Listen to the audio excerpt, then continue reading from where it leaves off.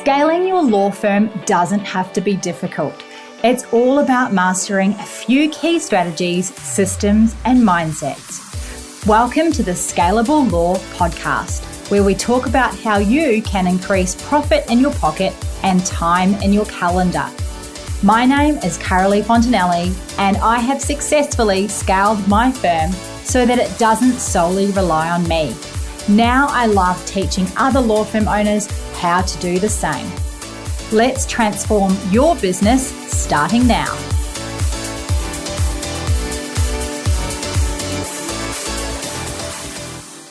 Welcome to the Scalable Law Podcast. I'm your host, Caralee Fontanelli, and I'm so glad that you are here with me today. We are continuing our series on interviewing law firm owners who are part of the Scalable Business Lounge or Accelerator program. Today we have with us Josh Watts, who is a commercial lawyer, came to running his law firm a little differently from the standard approach.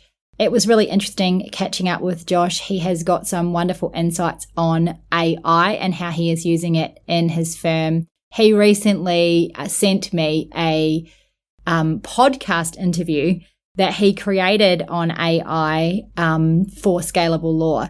It was actually amazing. The interview sounded like real people. They weren't robotic at all.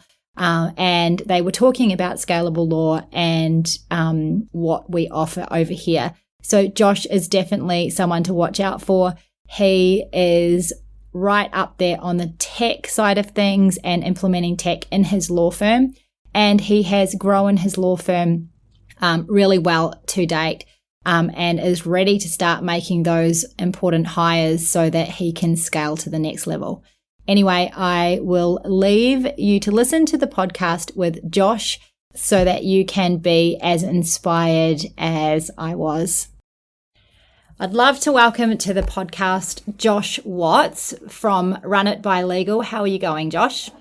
Yeah, great, Caralee. Good to be here. It's great to have you. Now, I'd love to hear more about Run It by Legal. What practice area are you in? Broadly, we're in a commercial practice area, but that doesn't tend to mean much to my clients. So what we really do is act as effectively in-house lawyers for B2B, business-to-business clients. And then most of those are in a technology space, quite a broad technology or telco space. But I would say 80% of our clients are in that space because I've got a background in that space and so do the people I work with. Yeah, that's awesome. So you have niched down, and I think you're right. When it comes to commercial practice, it's very, very wide. Do you think that the niching has helped you gain clients? It's absolutely helped gain clients, and it does that in two ways. I think it makes it easier for a client in your space that's looking for you to find you or to hear about you, but it also in your own mind makes it clearer about where you should be spending your time and effort. So I've found it's been really helpful to niche down. Commercial is a very broad spectrum, and that a lot of people who say that commercial lawyers are very heavily into, say, property or something else that that's quite a narrow field. And you can get spread really thin trying to answer every type of commercial issue and question. Yeah, especially as a sole practitioner when it might be something that you haven't ever even seen before. And then you're trying to learn something and it becomes really unprofitable. I think too, for me, having been in business outside of law, I've always found that you really need to be capitalizing on where you add the most value. And so I think inherently lawyers sort of add value by bringing their general skill set to a legal problem. But if you're doing that on a new thing each time and you're switching between different, trying to learn something new, learning new areas of law, that has a limited benefit for your clients versus really knowing an area really well and being able to respond really quickly, be confident and comfortable with what you're doing. Actually creates a lot more value for your client. So it can seem scary that you limit your market down But what I've found is the opposite thing happens. So you build up a lot more trust and rapport because you are an expert in particular areas. And then clients will trust you to scope out further where it makes sense. Yeah, that's absolutely true. I am 100% a believer of that as well. So take us back to when you were an employed solicitor and thinking about going out on your own. So what made you think about, like, what were you doing then, and what made you sort of think about going out on your own? Yeah, well, my background's probably very different to what a lot of lawyers going on this journey with you have been. I wasn't practicing law when I went out and started my firm. In fact, I hadn't formally practiced law for about 13 years before starting my firm. What I had been doing, I originally started out, I was at Allen's for a number of years as a lawyer, and went in-house at Telstra, realising that I was more interested in the commercial and in-house side of things.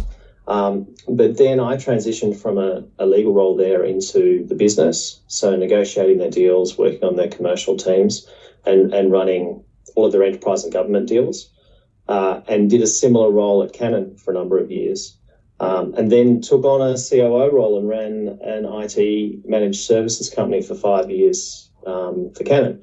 So while that was a much more business focused and not strictly legal role, there was a lot of contract negotiation, complex contracting and deal making in that space. So I sort of kept my hand in there without being in a formal legal role.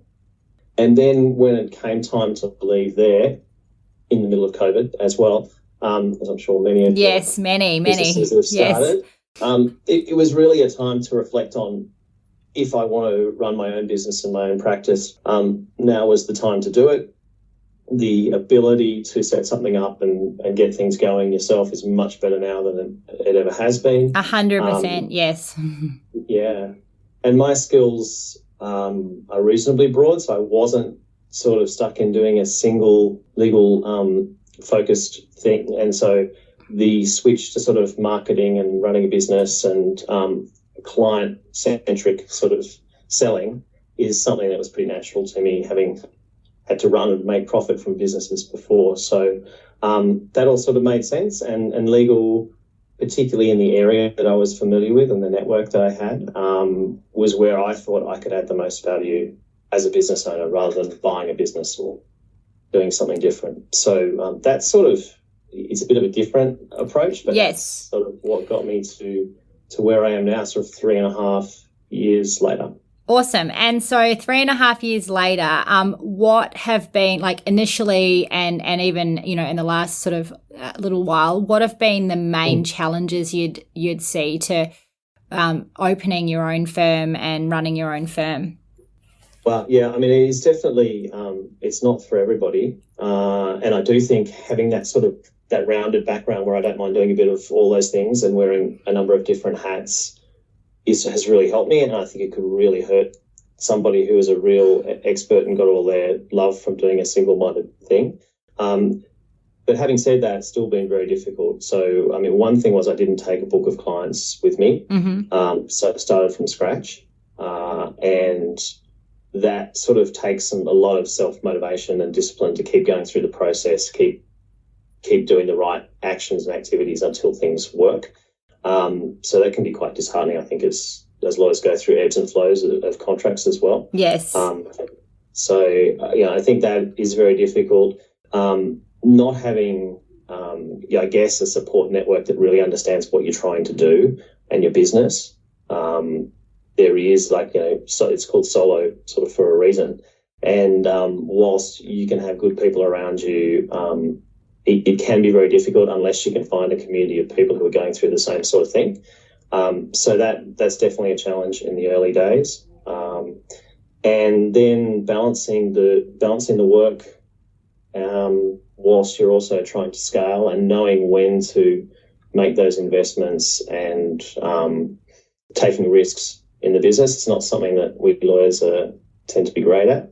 Yes, so, that's right. That is, I think that's probably my biggest challenge today is both finding the resourcing, but also taking the risks of taking on senior people, because I have had the experience of hiring a junior for a period of time, and he was great at what he did, but it was the wrong model.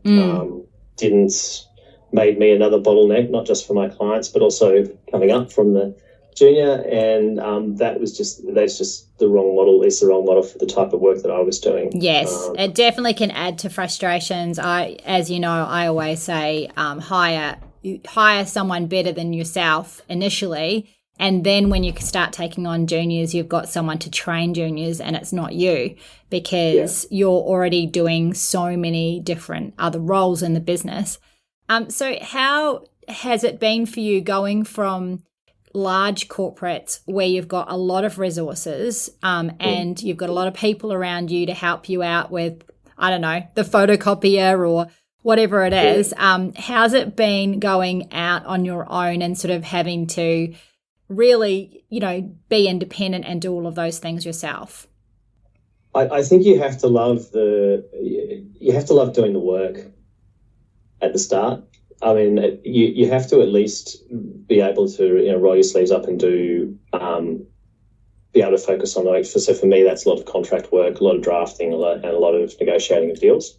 And so you really have to be skilled at it and be able to do it quickly. But you also then have to do everything else. So as you say, so the accounting, the photocopying, the filing, I think that the biggest stress in that is that you tend to do the things that you find easier and that you want to do. And you have sort of black holes appearing in the business around things that you haven't done so well. So for me, like one of the things I haven't done very well is set up processes and document them and have those. And it's very hard to I find it very hard to motivate yourself to do that when it's mostly you doing it. But I know that it makes sense, and I know that it will be helpful to scale in the future.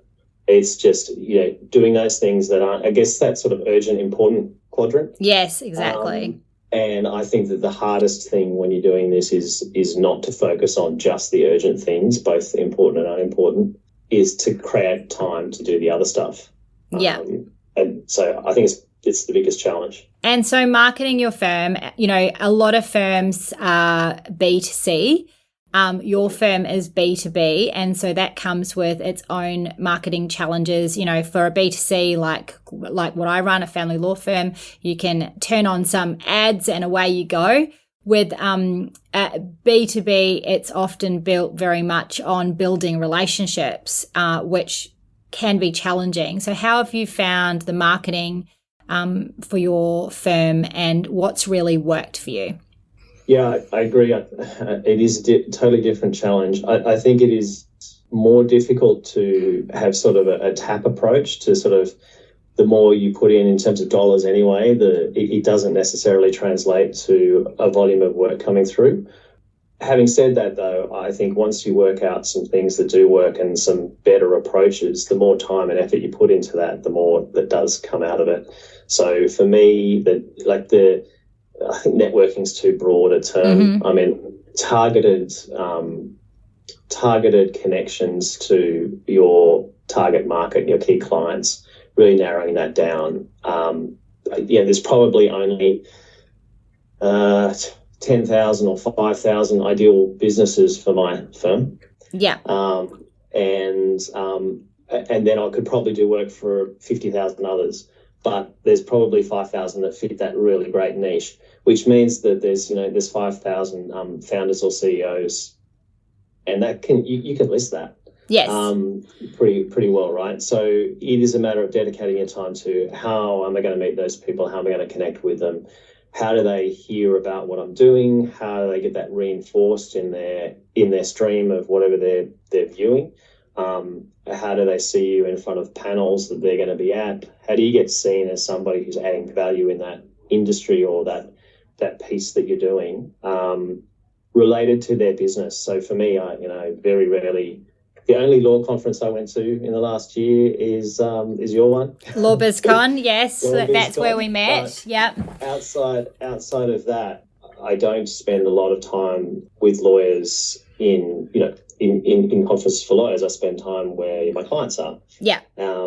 And that's where I think you just got to be a lot more diligent about that. You just can't run a random ad in B2B and hope that you're going to hit that target market. So it's got a negative in that it's hard to follow a systemic, Google ad process potentially. Yeah. And know that is going to scale once you've targeted that is going to scale to a certain amount of revenue. So that's a downside. But the good side is you do know your market, and you can find them if you put the effort in. Yeah. So really what you've done is you've honed in on who your ideal target is. You've worked out really what that business looks like, and you have systematically and intentionally gone out and targeted those people to create relationships through, whatever means, industry conferences and LinkedIn and places like that. Yeah, absolutely. Yeah, that's awesome. And how have you found that to be? You've come from a background where you were in-house and you probably weren't having to create brand authority around yourself or anything like that. And so this is probably something really new for you. And I imagine it's come with some mind challenges, or has it been sort of easy for you to get on and do those things? No, it hasn't. It hasn't been easy. Again, it's sort of like, if you've been in the space, you sort of know most of what you need to do, but doing it is very different. So one of the things that I remember distinctly, 4 years ago, thinking about branding for the law firm and starting, and I was going round and round in circles about coming up with a name and different things, and ended up just started under my own name as Watts Commercial Lawyers, because it was just a roadblock that was preventing moving ahead, that just didn't need to. Yes. So I think you just perfection sort of the enemy of getting anything done, and so I think you got to be careful that you don't do that too much. Having said that, once you're clearer on what your market is and what you're doing, I do think that step into branding is important. So I sort of took the step about 12 months ago, because I know that what I'm trying to create is bigger than myself, and that I do want to have a piece and position in the market of helping these growing B2B companies, that I needed to sort of step away from a personalized brand. And so again, there's no perfect name. Nobody likes everything. Nobody's going to love your branding. But I've gone with branding and a name that I think is at least memorable, and people either like it or don't like it, but that's fine, because remember that it's run by legal.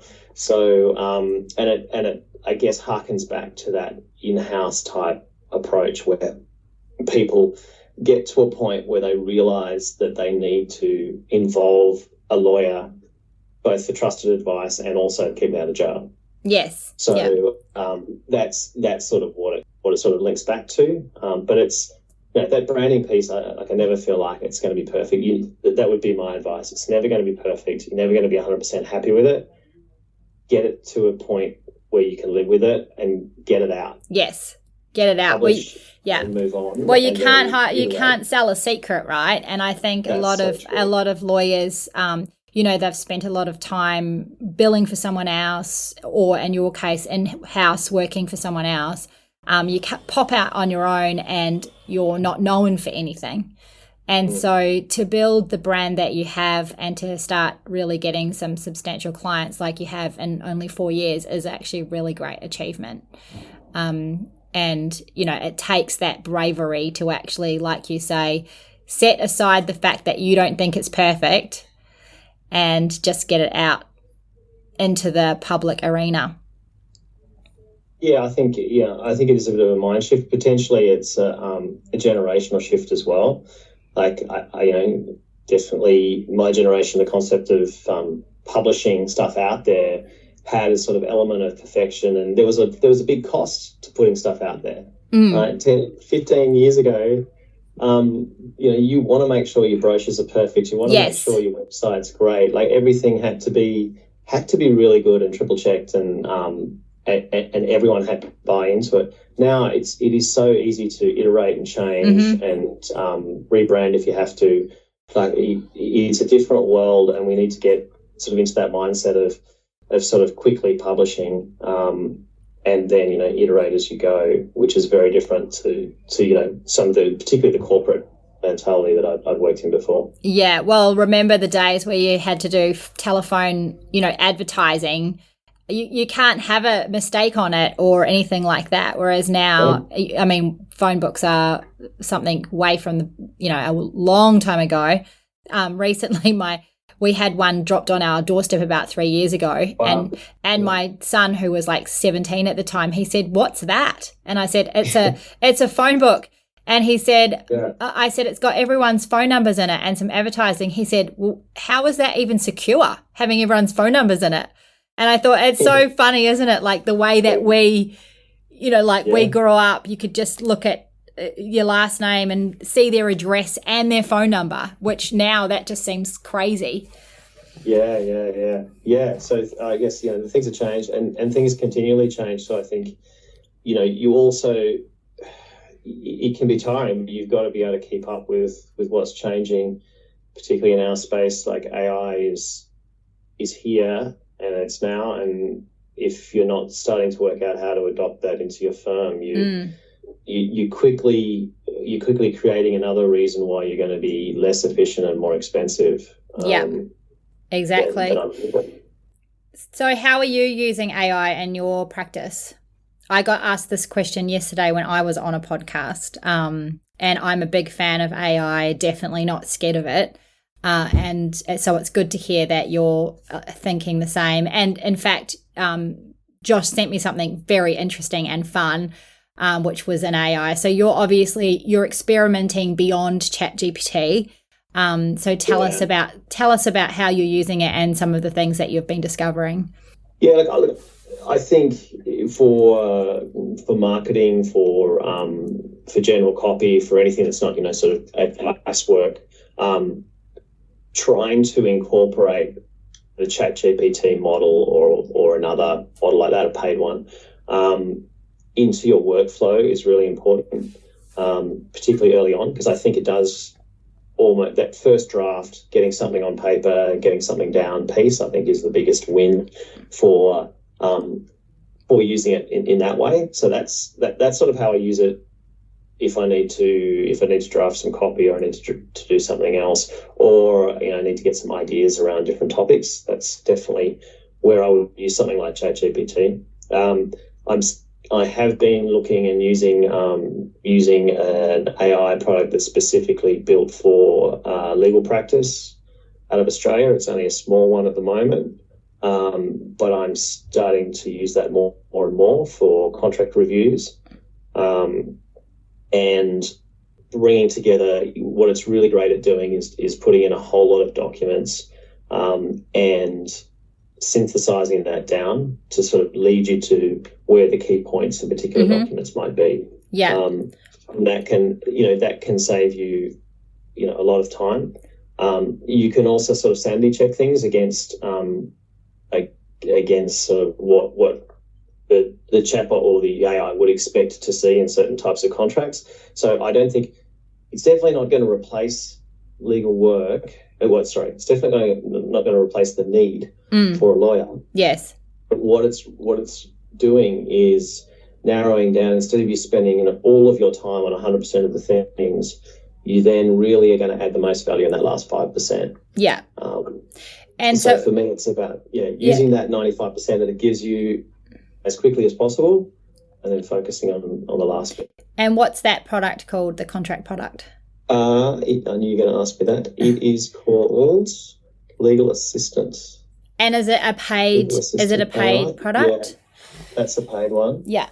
That sounds really interesting. And does that do something different from ChatGPT specifically? So for example, I've used ChatGPT to upload legislation or upload a case or upload a contract and ask it to summarize it for you, for example. Yeah. Is it doing something more than that? Yeah, I mean, you can definitely do that with ChatGPT.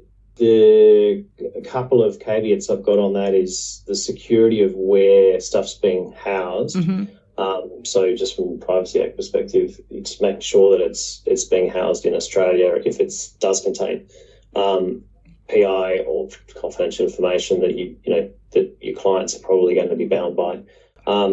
The other thing that this one does, you can do a review based on different types of parameters, and then it can suggest drafting.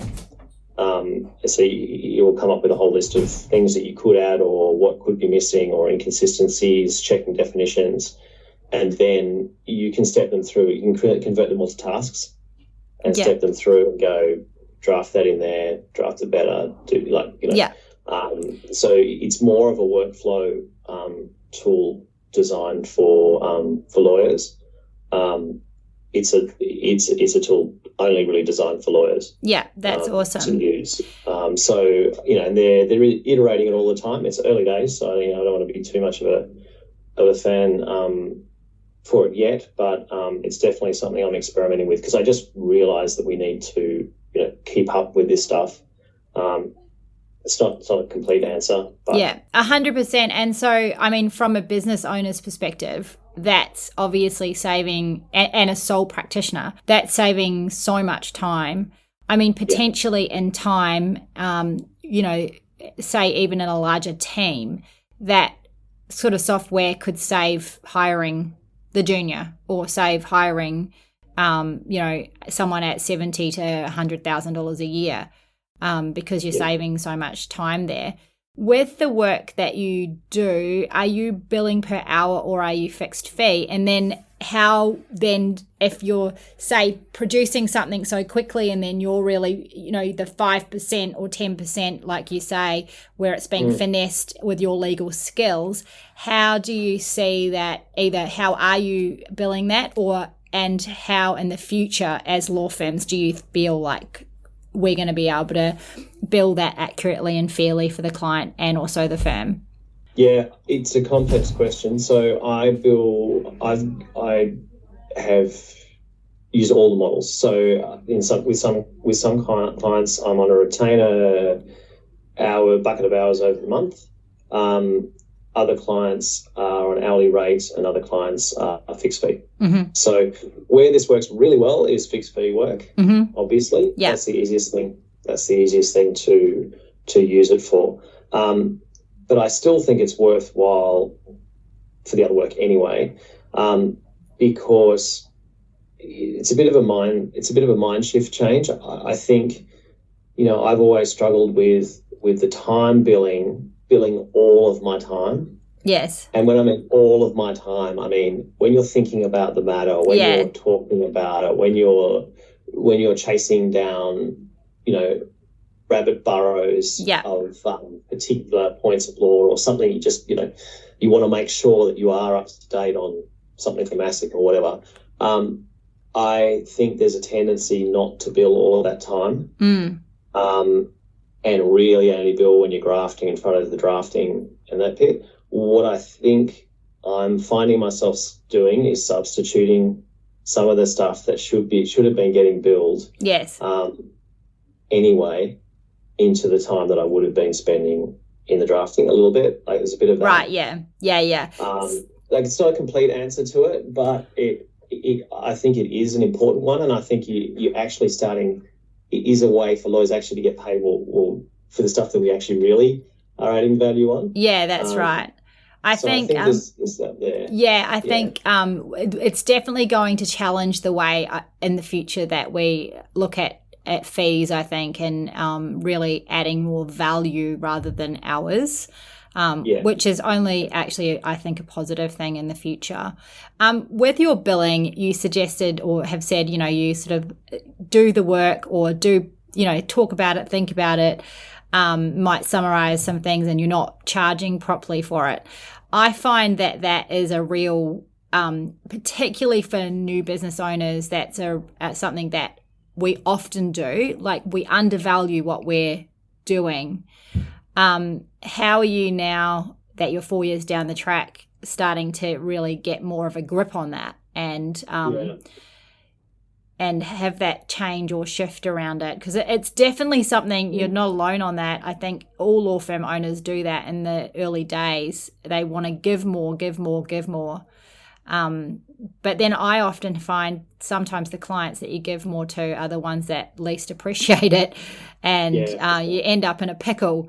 And so how have you kind of started to change that? Definitely agree with your thoughts on that. How have I tried to change it? One way that I'm finding, which sort of answers the AI question and that to a degree as well, is to quote things on a fixed fee basis with a trailing hourly rate. So I will, for example, if it's a contract review or a review of a standard terms that maybe has come back with their customers' comments on it, then I will quote a fixed fee for reviewing that, marking it up, sending it back, having a half-hour phone call with them, and then that's where the fixed fee stops. And then if they want to bring me in to negotiate with the other side, or if there are other changes to it, those particular points will be done on an hourly rate basis, because it's much easier to quarantine. It's much clearer when you're doing that extra work where they're calling you in for the extra work, you're doing that versus the fixed fee bit. So it doesn't answer all of it, but that is one way that I'm finding quite useful, and most clients do prefer a fixed fee component now, I'm finding, in the commercial space anyway. Yeah. But yeah, it's I do think the hourly rate piece still has a part to play, particularly where it's where you need to be on meetings or you need to be negotiating, or that customer facing piece. Those customer facing pieces probably similar for a litigation concept as well. I still think that there will be pain for time in that scenario. Yeah, that's right. So moving forward with your firm, you've grown in a healthy way. You've employed a junior solicitor, which you've realized wasn't the right hire, which I know is very hard to get through that process, because letting someone go is difficult. Then there's a lot of mopping up to do usually. I've been there certainly many times in my firm. And so now you're at a point that you are growing and you really need to hire. So who would be the ideal candidate that you're looking for? Yeah, I guess I was quite specific because of my client base in terms of the type of person that I'm looking for. I'm specific on some sort of skills and experience, and I'm non-specific on a lot of other things. So my target of the best type of person in here would be somebody who has in-house experience and an in-house mindset, somebody who has some solid training in their background, in their past, in terms probably private practice training in a reasonably well-known firm, because that tends to translate with clients that I deal with. And that in-house experience, and senior enough to be able to really take on these matters, take on clients directly. So that's really the qualification side of it, and preferably some sort of technology background, some sort of experience in that space on the commercial side. Not 100%, but it just gives you more credibility with the client base, or at least an interest in that area. Now that's sort of, I've been fairly strict on that sort of criteria, because I just know that the roles will be in and the role we'll be playing as trusted sort of advisor.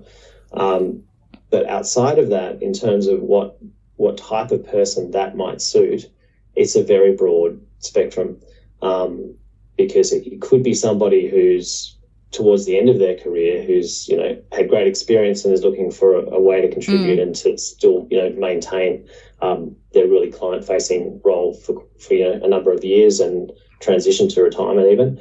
Or it could be really good for somebody coming back into the workforce, who's been out of the workforce for a while and has that skill set ticked off, but isn't currently practicing. I want some flexibility around where they work from and how many hours they work and that sort of thing.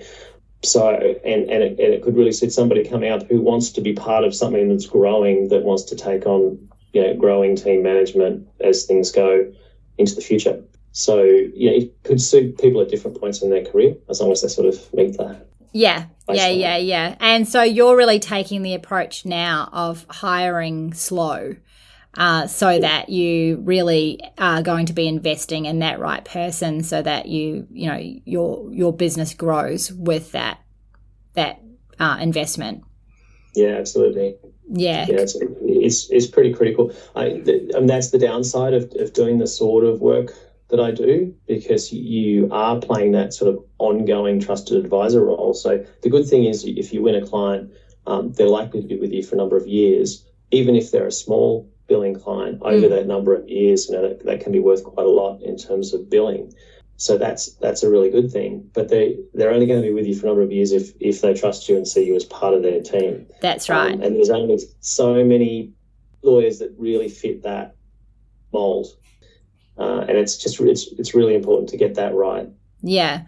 And in general, what I'm finding, talking to, many people, and in fact, this month in the Scalable Business Lounge, I'm doing a piece on hiring talent when the pool seems so small.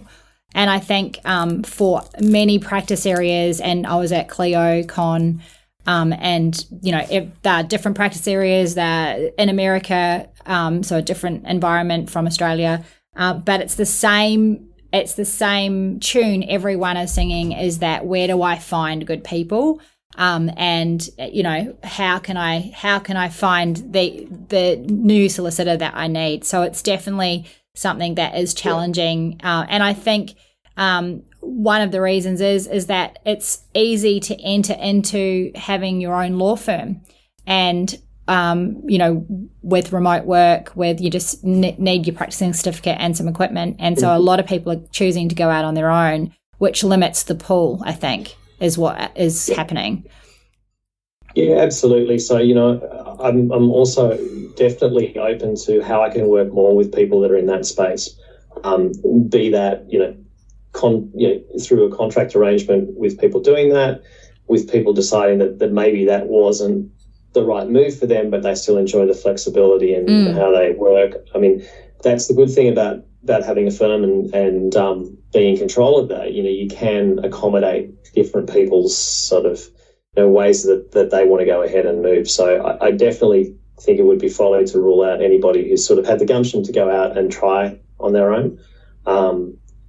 And maybe for good reason, they realise that it might be better to team up with someone else. Yeah, definitely. Yeah. I think there's lots of opportunity in that space. And I've seen, as we discussed offline, other law firms who do that very well. And, they're able to, because the other thing too, Josh, is you've done really well at getting yourself out there, marketing your firm, niching, and really creating those relationships. That's a skill in itself. And not everyone has the oomph or ability or know-how to do that. And so doing the work as a technician is the easy part. It's all the business stuff on the outside, getting work in, that can be quite challenging. So by outsourcing to other practitioners who are solo could be a really great solution. Yeah, absolutely. So I think it's exciting times too for the industry and people that have, because there is so much change. If you can be at the front of it, then there's really good opportunity for competing very hard against big firms. Like, there's really no reason with the talent that I see with solos and people who come out with a really great experience. There is just yes, there's some volume of work and some butt covering insurance that some of the big firms can offer, but outside of that, for the clients, they can get just as good legal representation and advice, sometimes better, from the smaller firms and the solos that are out there. So I think that's exciting as a competitive, edge. Yeah, absolutely. And so looking back, what would be the piece of advice that you would give Josh 4 years ago when you were starting out your firm? What would that one sort of piece of advice be? I think focusing more on growing the business and the scale thing earlier. It's easy said in hindsight, and I'm reasonably happy with how things have gone, but it's easy to get comfortable in what you're doing. Like, it can seem very daunting, and you sort of go through these peaks, and I would just say sort of the flat lines are probably the things to look out for even more than a drop. Like a drop will spur you into action. Yes, yeah. And going up's going up. You're forced to scale. I think the biggest risk is just sort of treading water and going flat. So I would say look back on that. Don't get too comfortable and complacent because you need to keep moving forward. Yeah, exactly. And so you have been part of Scalable Business Lounge now for a while. What would be something there that you've really enjoyed about the program?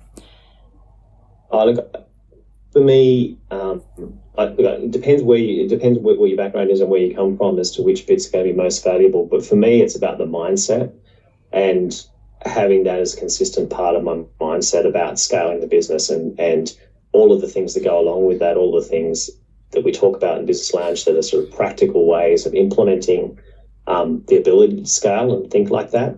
But for me, it's the constant reminder to continue to scale, continue to do all those building block pieces that need to happen, and having other people on the journey with it, and having you there sort of, reinforcing those messages that for some people it will be a real sort of like all of that stuff will be a massive revelation, and there's huge upside for people who've never sort of even considered themselves as really running a business.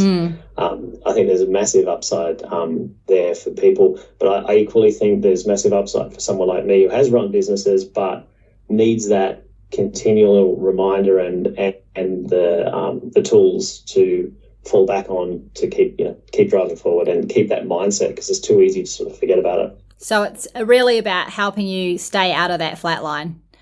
Absolutely. Yeah, that's awesome. I love that. And it's so true, isn't it? I think, when we're sort of plodding along by ourselves, you can sort of get into potholes and you do flatline out a little bit. Whereas when you're also a part of a group where you're seeing other people who are just like you, who started the same time, the same practice area, they might be in a different place in the world, but you can it helps you to sort of really kind of, it's like that airstream, isn't it? Where it just helps you whiz along a little bit quicker. Yeah, and it's just you with like-minded people who are all going in the same direction. It drives you that way. It's the same with any sort of putting yourself with the people that you want to be and where you want to go, and contributing to that community as well, I think is really important. Yeah, it's been awesome having you in there, and I'm looking forward to seeing what 2025 brings you. I'm certain it's going to bring you a really awesome hire and even more growth, because you're really on that pathway now. So in 12 months from now, it'll be awesome to see where you're at, because it's definitely all taking off. So thanks, Josh, so much for coming onto the podcast, and we'll look forward to looking at your firm in the next 12 months. Well, that's great. Thanks, Caralee. Really appreciate it. Thank you for listening to the Scalable Law Podcast, brought to you by the Scalable Business Lounge. If you would love to know how you can get more clients without relying on referrals, head over to scalablelaw.com to watch my free masterclass. Until next time, you have got this.